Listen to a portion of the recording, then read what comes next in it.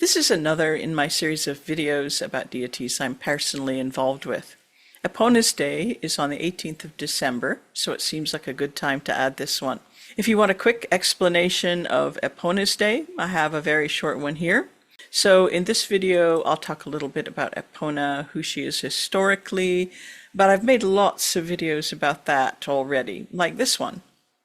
So I'm mostly going to talk about my own devotion to Epona, and at the end I'll offer a little guided meditation. Epona is a goddess who was worshipped by the Celts of Gaul. Her name means something like divine mare.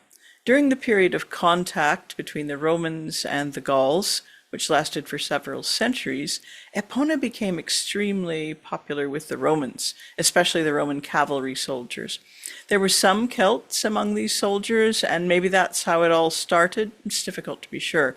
But the worship of Epona became incredibly widespread as a result. She's by far the Celtic goddess with the most inscriptions to her, and there are many artistic depictions of her, from grand imperial-style relief carvings to humble statuettes of clay that might have been kept on household altars or in stables.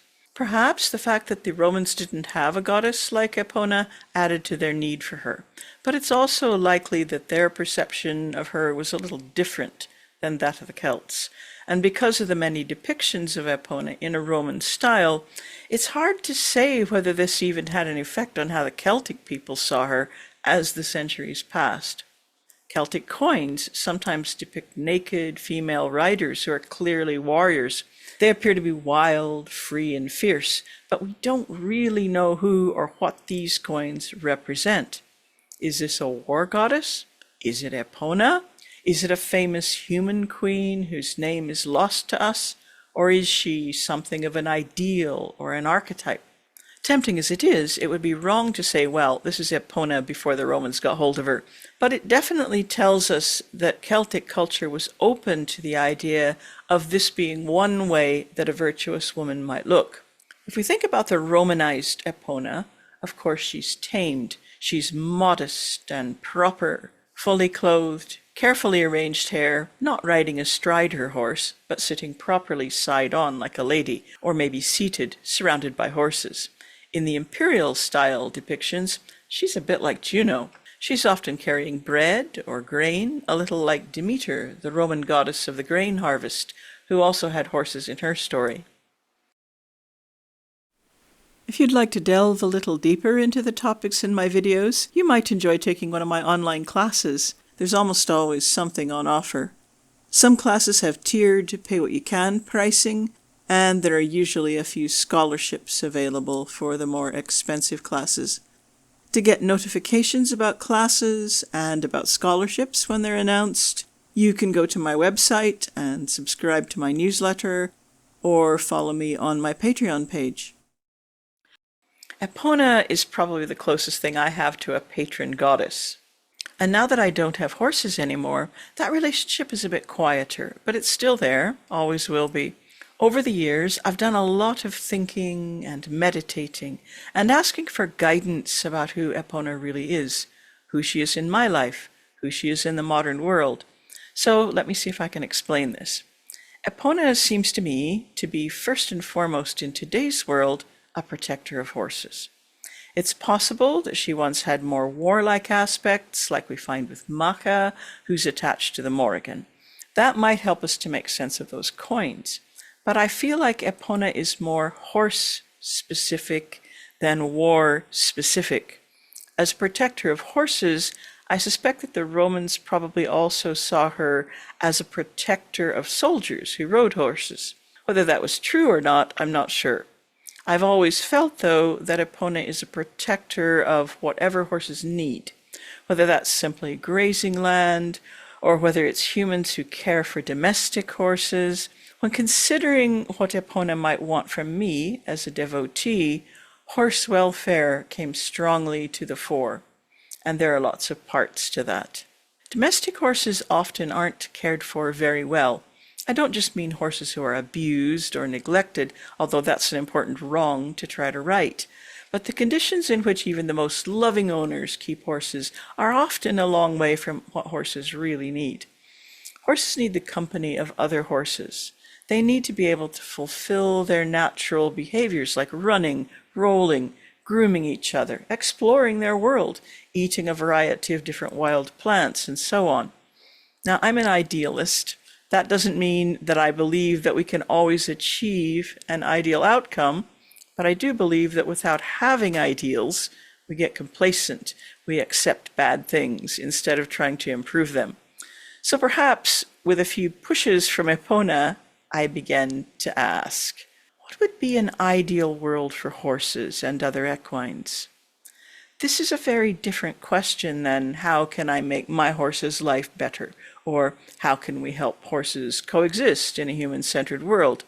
Those are good questions to ask too. But let's think about the ideal. It can't hurt to just think, right?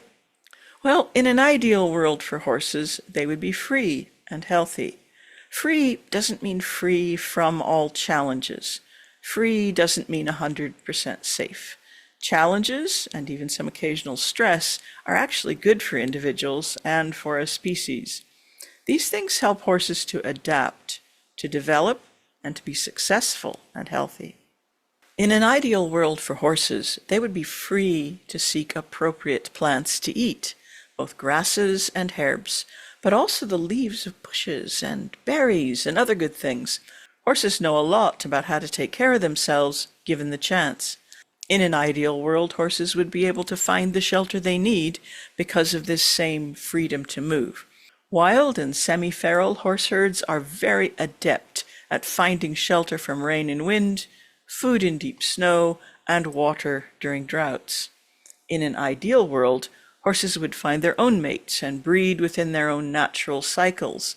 In order for them not to be overpopulated, disease and predation would need to play their part, as would competition with other grazing animals. Of course, for all this to work, we'd really need to get rid of fences and obstacles which divide up the territories of wild animals and make it difficult to do the things that are natural for them to do. In other words, we'd need an ecosystem that was actually in balance, and that, in turn, would probably mean we'd need to have less humans, and for the humans that exist to stop upsetting the ecological balance so much.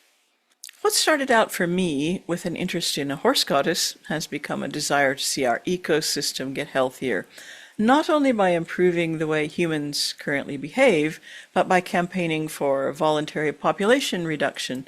In other words, people having less children, less people having children at all. A lot of that, of course, is connected with women's rights, women's education, and even anti-fascism. Maybe you feel like you got more than you bargained for if you watched this video to hear about a pretty goddess riding a horse. But the lessons Epona has reinforced for me have been much bigger than that. Now, let's finish with a guided meditation, which is based on a vision of Epona I had once when I was meditating on her presence in my life. If you want to take a moment to get comfortable or light a candle or something, then stop the video now and do that. I'll put a nice relaxing image on the screen in case you find that helpful. Just relax your body now and begin to quiet your thoughts. Slow your breathing and allow it to deepen. Close your eyes if you want to. Let go of your worries and tensions and thoughts for a while. Just breathe. You find yourself in a wood. The canopy is green and the trunks of the trees are large and beautiful. You're near a green, grassy clearing, and the grass extends a little way into the woods where plenty of light gets in. The grass has been cropped rather short. Animals have been grazing here. It's sunny and pleasant at first, but the sky darkens and it begins to rain. It's raining harder and harder now, faster than the grass can soak up the water. The rain pelts down almost like hail. It feels as if it's too much. It's like standing under a strong waterfall. It feels as if the violence of the rain might uproot the beautiful grass and destroy it. But it doesn't. In time, the rain stops and the sun comes out. You hear the birds begin to sing. They're all singing now, drying off, warming up. You stop shivering and your clothes dry out. The warm afternoon is beginning to fade into evening when you see her, a woman in a long green cloak. You feel curious about her.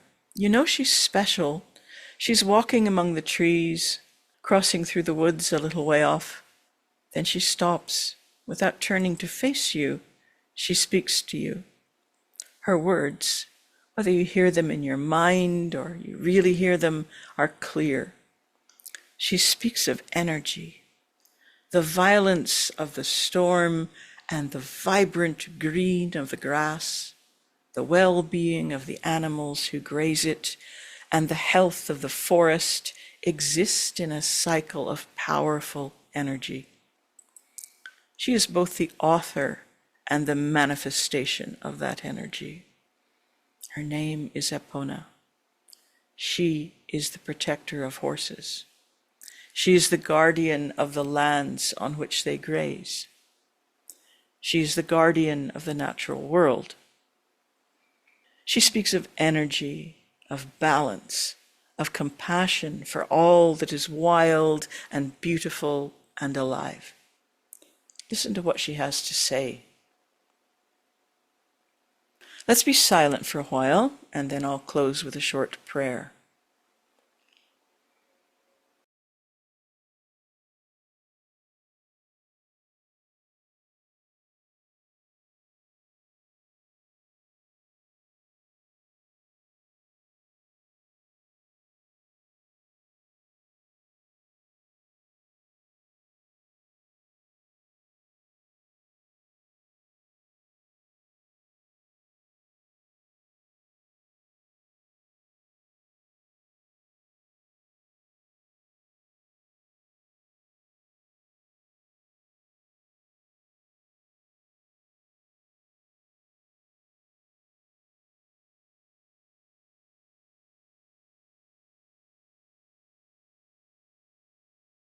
Epona, mother of herds, protector and patron of horses, may your pastures flourish and be healthy.